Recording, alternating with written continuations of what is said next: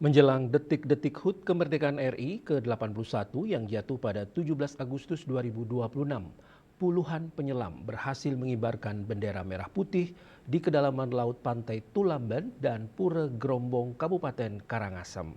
Pengibaran bendera merah putih ini merupakan wujud kecintaan kepada persatuan dan kesatuan bangsa.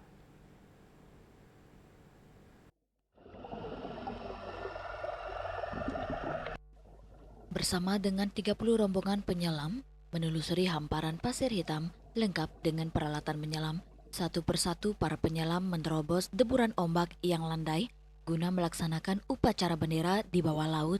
Di pantai Tulamben, para penyelam berhasil menjelajah laut dan menancapkan bendera merah putih di kedalaman 17 meter. Sedangkan di pantai Pura Gerombong, para penyelam mengalami kendala karena derasnya arus bawah laut. Meski demikian, para penyelam sukses mengibarkan bendera merah putih pada kedalaman 20 meter. Setelah menancapkan bendera merah putih, puluhan penyelam memberi penghormatan terakhir sebelum naik ke daratan.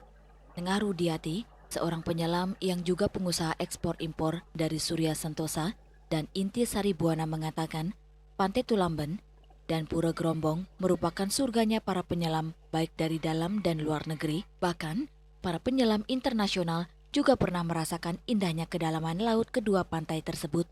Selain itu, pantai yang berada di sebuah desa di wilayah Kabupaten Karangasem, bagian timur Laut Bali, menawarkan panorama pesona bawah laut yang luar biasa bagi pecinta wisata bahari. Pengibaran bendera Sang Saka Merah Putih di bawah laut Karangasem ini merupakan yang kali keempat. Sebagai bentuk kecintaannya kepada persatuan dan kesatuan bangsa, diharapkan ke depan pantai tersebut lebih dikenal di dunia pariwisata karena pantainya sangat bersih untuk melakukan kegiatan snorkeling dan diving atau menyelam.